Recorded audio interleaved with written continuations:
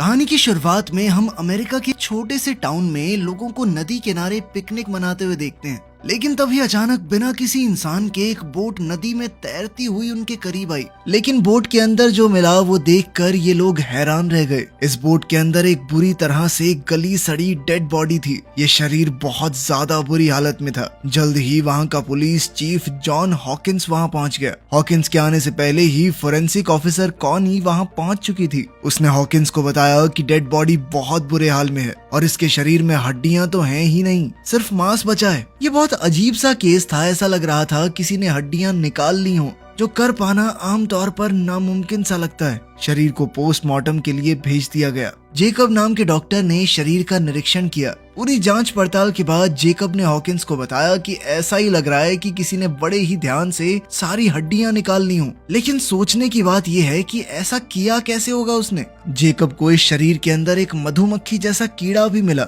इस कीड़े को जेकब ने एक जार में बंद कर दिया था। हॉकिंग ने कॉनी को ये जार दिया ताकि इसे ध्यान से रख दिया जाए। हो सकता है ये सबूत के तौर पर काम आ जाए और मौत के कारण का पता लगाया जा सके। जल्द ही कॉनी को इस आदमी का नाम पता चला। इस आदमी का नाम था डॉक्टर कोल पार्सन्स। वो एक साइंटिस्ट है जो लगभग 1 साल पहले यहाँ रहने आया था। उन्हें इस आदमी का वॉलेट और कुछ सामान बोट पर ही मिला। वो पहले ही यूनिवर्सिटी में एक प्रोफेसर हुआ करता था, लेकिन फिर उसने सब कुछ छोड़ दिया और अकेले जाकर नदी के किनारे रहने लगा, जंगल के बीचों बीच। हॉकिंस को इस केस की अच्छे से जांच करने के लिए उस आदमी के घर जाना होगा। इसके बाद हम मैग नाम की एक लड़की को देखते हैं जो कि हॉकिंस की एक्स गर्लफ्रेंड है। मैग पुलिस के लिए जंगल की गाइड के तौर पर काम करती थी। हॉकिंस ने मैग से मिलकर इस केस के बारे में पूरी जानकारी दी। मैग उस साइंटिस्ट को जानती थी। लगभग 1 साल पहले मैग ने उस साइंटिस्ट की कुछ सामान लाने में मदद भी की थी। वो जानती थी कि ये साइंटिस्ट किसी एक्सपेरिमेंट पर काम कर रहा है, लेकिन इस एक्सपेरिमेंट के बारे में ज्यादा कुछ नहीं पता उसे। हॉकिंस ने मैग को अपने साथ चलने के लिए कहा ताकि इस केस की अच्छे से छानबीन हो सके और मैग इसके लिए तुरंत मान भी गई। हॉकिंस ने जेकब को भी साथ आने को कहा। इस छानबीन पर चलने से पहले हॉकिंस ने कुछ सूचना इकट्ठी की और तभी उसे एक और परेशान कर देने वाली खबर मिली। उस साइंटिस्ट की एक छोटी बेटी भी थी जो लगभग 1 साल पहले गायब हो गई थी और उसे आज तक कोई नहीं ढूंढ पाया। अगले ही दिन हॉकिंस, मैग और जेकब ने सारा सामान बांधा और घने जंगल की ओर निकल पड़े। इस सफर का कुछ हिस्सा उन्हें बोट से तय करना होगा ताकि वो साइंटिस्ट के केबिन तक पहुंच सकें। जब ये लोग रास्ते में थे तो अचानक कॉनी का फोन आया। कॉनी ने बताया कि जो कीड़ा इस आदमी के शरीर में मिला है वो कल तो मर गया था और आज फिर से जिंदा हो गया। कॉनी ने पूछा कि क्या मैं इस कीड़े को जांच के लिए लैब में भेज दूं, लेकिन हॉकिंस ने कहा कि मेरे लौटने का इंतजार करो। कॉनी ने यह भी बताया कि जब इस साइंटिस्ट की बेटी गायब हुई थी तो उसकी पत्नी का दिमागी संतुलन हिल गया था और उसे 3 महीने तक अस्पताल में रखा गया था। वो बार बार अपने पति को ही अपनी बेटी के गायब होने के लिए जिम्मेदार ठहरा रही थी। जैसे जैसे रात हुई हॉकिंस, मैग और जेकब अपनी मंजिल तक पहुंचे। कभी नदी किनारे जो सुंदर घर हुआ करता था वो अब एक डरावना अकेला कैबिन बन चुका है जहां कोई नहीं आता जाता, किसी तरह का कोई रखरखाव नहीं है। मैग ये देखकर बहुत दुखी हुई क्योंकि जब 1 साल पहले वो यहाँ आई थी तो ये जगह बहुत खूबसूरत थी। हॉकिंस ने मैग और जेकब को बाहर रुकने को कहा और उसने पहले अंदर जाकर देखा कि वहाँ कोई खतरा तो नहीं है। उसने आवाज भी लगाई कि शायद अंदर कोई हो, लेकिन ये जगह पूरी तरह तहस नहस हो चुकी थी। सारा सामान, फर्नीचर इधर उधर बिखरा हुआ था और ये तो देखकर ही पता चल रहा था कि यहाँ काफी समय से कोई नहीं रह रहा। जब हॉकिंस ने इस जगह की छानबीन शुरू की तो उसे कुछ अजीबोगरीब चीजें मिली, जैसे अजीब तरह से हिलती हुई छत। इसे देखकर ऐसा लग रहा था मानो वो जिंदा हो। जल्द ही हॉकिंस को एक कमरा मिला जिसका दरवाजा बहुत अच्छी तरह से बंद किया गया था। उसने अभी के लिए ये दरवाजा नहीं खोला और बाहर मैग और जेकब को बुलाने गया। रात बहुत ज्यादा हो गई थी, इसीलिए उन्होंने सोचा कि जंगल में वापस जाना सही नहीं रहेगा, रात को यहीं रुक जाते हैं। लेकिन इस जगह का माहौल बहुत ही अजीब और डरावना था। घर में घूमते हुए भी अजीब और डरावनी आवाजें गूंज रही थी। हॉकिंस ने कहा कि डरने की बात नहीं है, ये आवाजें किसी चूहे या रकून की होंगी। लेकिन असल में तो टेंशन बढ़ती गई। अचानक इस केबिन की लाइटें जलने बुझने लगी, जिससे ये जगह और भी ज्यादा अजीब और डरावनी लगने लगी। जल्द ही उन्हें एक बेसमेंट का दरवाजा दिखाई दिया। उन्होंने सोचा कि नींद तो यहाँ वैसे भी नहीं आएगी, तो थोड़ी छानबीन ही कर लेते हैं। नीचे बेसमेंट में उन्हें एक बड़ी बिजली पैदा करने वाली मशीन मिली। ये अजीब सी मशीन एक बड़े इंडस्ट्रियल चार्जर जैसी लग रही है। पूरी तरह इस मशीन का क्या काम है ये उन्हें भी समझ नहीं आया, लेकिन ये मशीन काफी ताकतवर और खतरनाक लग रही है। हॉकिंस ने जो रिसर्च यहाँ आने से पहले की थी उसमें भी ऐसी किसी मशीन का जिक्र था। इस घर की रसोई में छानबीन करते हुए उन्हें पता चला कि रसोई की अलमारी से कुछ तारें ऊपर की तरफ जा रही हैं। इन तीनों ने अंदाजा लगाया कि जो भी मशीन इस घर में मौजूद है वो जरूर ऊपर वाले कमरे में होगी। खैर जो कमरा हॉकिंग को पहले बंद मिला था वो खुद ब खुद खुल गया। हॉकिन ने अपने दोस्तों को बुलाया और तीनों अंदर चले गए। दीवारों पर अजीबोगरीब फोटोज लगी हुई थी और तंत्र मंत्र से जुड़े हुए रहस्यमयी निशान बने हुए थे, लेकिन कुछ साइंस से जुड़ी चीजें भी थी। ये साइंस और काले जादू का एक मिक्सचर सा लग रहा था। वहाँ कुछ फोटोज तो बहुत ज्यादा दिल दहला देने वाली थी। वो लोग छानबीन कर ही रहे थे कि अचानक एक मकड़ी ने जेकब के मुंह पर काट लिया। डरा और घबराया हुआ जेकब अपने कमरे के बाहर भागा। हॉकिंस ने कॉनी को फोन किया और कहा कि पता लगाओ ये अजीबोगरीब घर किसने बनाया है, लेकिन छत से आ रही इलेक्ट्रोमैग्नेटिक रेडिएशन की वजह से उसके फोन का सिग्नल टूट गया। वहीं जेकब और हॉकिन के बीच में भी मैग को लेकर कुछ टेंशन थी। दरअसल हॉकिन से पहले मैग जेकब की गर्लफ्रेंड थी और वो आज भी कहीं ना कहीं उससे प्यार करता था। इस वजह से उन तीनों के बीच में माहौल थोड़ा अजीब हो गया। जैसे ही वो लोग सोने की तैयारी करने लगे, हॉकिन का कहना था कि उन तीनों को एक ही कमरे में रुकना चाहिए ताकि अगर कोई भी खतरा आए तो वो लोग मिलकर उसका सामना कर सकते हैं। लेकिन मैग ने कहा कि देखो मुझे अपना खुद का कमरा चाहिए, मैं नहीं एडजस्ट कर सकती तुम लोगों के साथ। रात को जेकब बहुत बीमार हो गया, शायद उस मकड़ी के काटने की वजह से। कोई भी ठीक से नहीं सो पा रहा था। मैग हॉकिंस के कमरे में आ गई क्योंकि उसे लग रहा था कि इस जगह में कोई बहुत ही बुरी सी शक्ति है। हालांकि उसने आज तक जंगल में बहुत सी रातें अकेली बिताई हैं, लेकिन इस जगह का एहसास कुछ अलग सा है। कोई बहुत बुरी शैतानी शक्ति मौजूद है यहाँ पर। बातों बातों में ये दोनों करीब आ गए और इनके बीच में नजदीकियां बढ़ने लगी। तभी हम देखते हैं कि छत से खुद ब खुद एक सीढ़ी नीचे की तरफ आई। जेकब की हालत बद से बदतर होती जा रही थी। ऐसा लग रहा था मानो वो पूरी तरह से अपने वश में नहीं है। अचानक बाहर से कुछ आवाज आई। मैग और हॉकिंस ने जल्दी से कपड़े पहने। वो हथियार उठाकर बाहर निकले तो सामने एक औरत उनकी तरफ बंदूक ताने खड़ी थी। ये औरत कोई और नहीं बल्कि लिंडा है, डॉक्टर कोल पार्सन की बीवी, जो अपने गुमशुदा पति को ढूंढती हुई यहाँ आई थी। हॉकिंस ने उसे समझाया कि मैं पुलिस वाला हूँ और तुम्हारे पति की डेड बॉडी मिल चुकी है नदी के किनारे। लिंडा को समझ आ गया कि ये लोग उसे कोई नुकसान नहीं पहुंचाएंगे तो उसने अपनी बंदूक नीचे कर ली। जब ये लोग बातचीत कर रहे थे तो मैग बेसमेंट में गई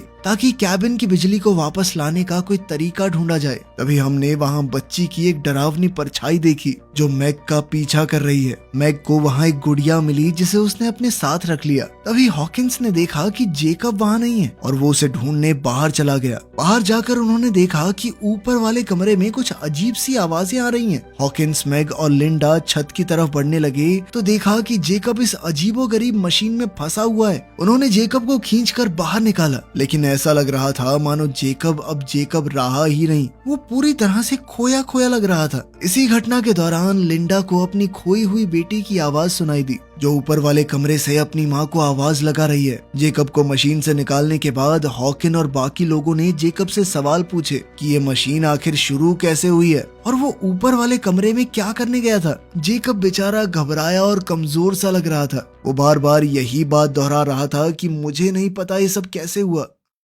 लिंडा उस मशीन के सामने खड़ी होकर थोड़ा घबराई हुई उसे देख रही थी। मैग वहां आई और लिंडा से पूछा कि तुम्हें कोई अंदाजा है कि ये मशीन है क्या। लिंडा ने बताया कि ये एक इलेक्ट्रोमैग्नेटिक मशीन है जो बहुत ताकतवर मैग्नेटिक फील्ड बनाने में इस्तेमाल की जाती है। उसने आगाह किया कि ये मशीन इंसानों के लिए बहुत ही ज्यादा खतरनाक और जानलेवा है। हॉकिंस लिंडा को उस कमरे में ले गया जहां वो अजीबोगरीब फोटोज दीवारों पर चिपकी हुई थी। लिंडा ये सब देखकर और ज्यादा घबरा गई। वो अपने पति के साथ 10 साल रही है और उसे अच्छी तरह से जानती है कि ये काम उसका बिल्कुल नहीं है। उसने पूरे कॉन्फिडेंस के साथ कहा कि ये काम मेरे पति का बिल्कुल नहीं है। अब उसे डर था कि शायद किसी बेहद डरावनी चीज ने मेरे पति को अपने वश में कर लिया है। तभी हॉकिंस को वहाँ एक लैपटॉप मिला जिस पर पासवर्ड लगा हुआ था, तो वो उसे खोल नहीं पाया। उसने लिंडा से इस पासवर्ड को खोलने में मदद मांगी। इससे पहले कि वो कुछ करते, उन्हें खिड़की से घर के बाहर कोल खड़ा हुआ मिला जो कि जिंदा और बिल्कुल ठीक था। वो घबरा कर बाहर की तरफ भागे और समझ गए कि ये कोई भ्रम नहीं है, कोल सच में जिंदा है। गुस्से में लिंडा ने कोल को एक जोरदार थप्पड़ दे मारा, लेकिन कोल ने कोई उल्टा जवाब नहीं दिया।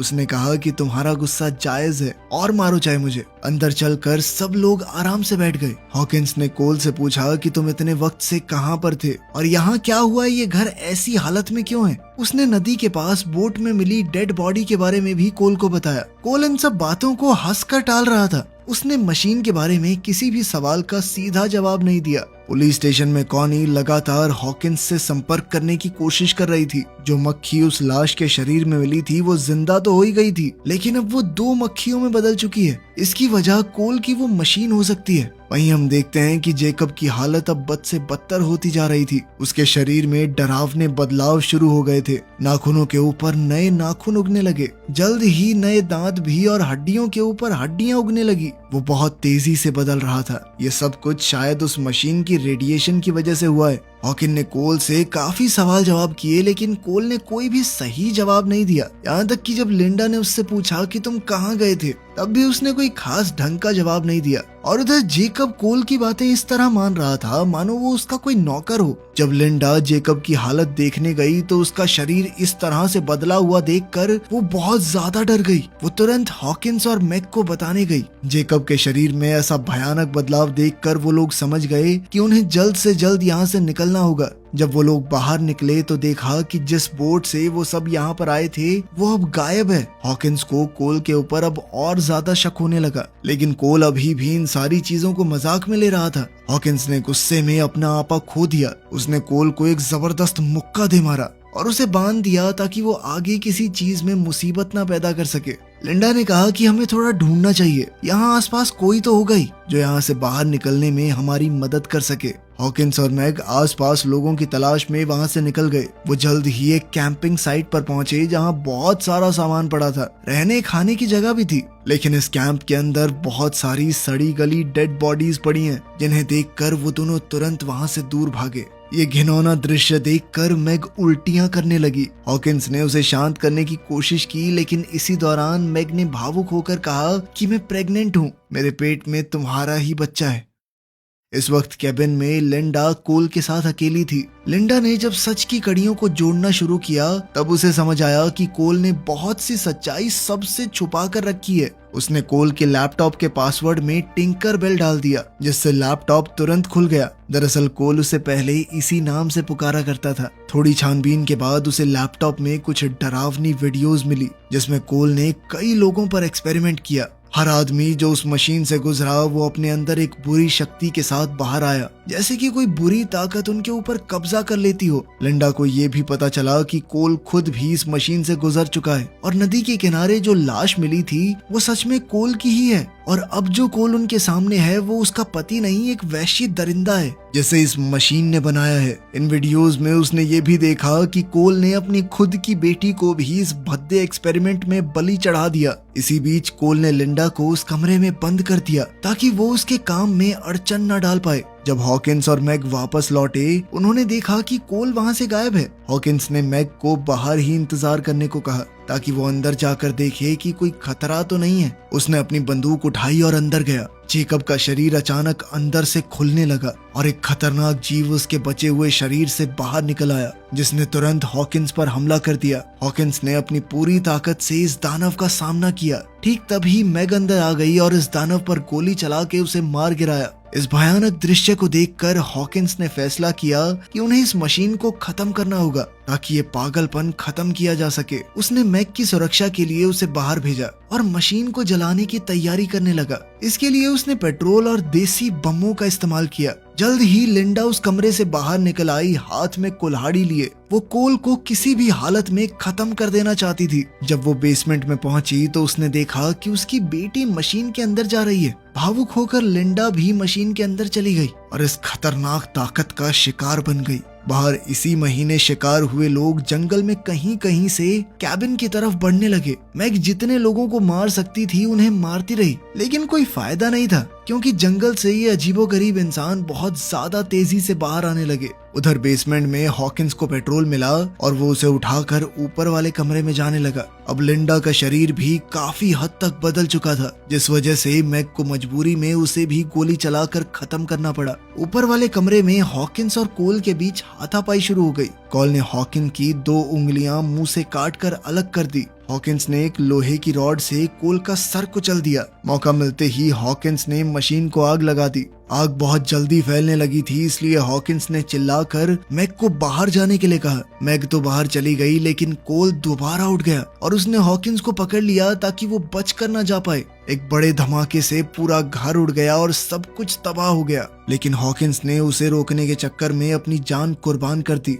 अब मैग अकेली रह गई थी और हर तरफ से अपने ऊपर हमला होता देखकर वो सुन्न पड़ गई। 8 महीने बाद हम देखते हैं कि मैग अपने घर पर एकदम सही सलामत है। कॉनी उसके पास आई ताकि हॉकिंस का कुछ सामान उसे दे सके। जैसे ही कॉनी सामान देकर गई, उसने ये सारा सामान जला दिया। इसके बाद हमने देखा कि मैग का सड़ा गला शरीर पेड़ के नीचे पड़ा था, जिससे पता चलता है कि असली मैग तो मर चुकी है। ये मशीन का बनाया हुआ एक बहरूपिया है और ये पक्की बात है कि उसके पेट में जो बच्चा है वो भी आम तो नहीं होगा। वीडियो पसंद आई तो लाइक कर देना, चैनल को सब्सक्राइब कर लेना। मिलते हैं अगली वीडियो में।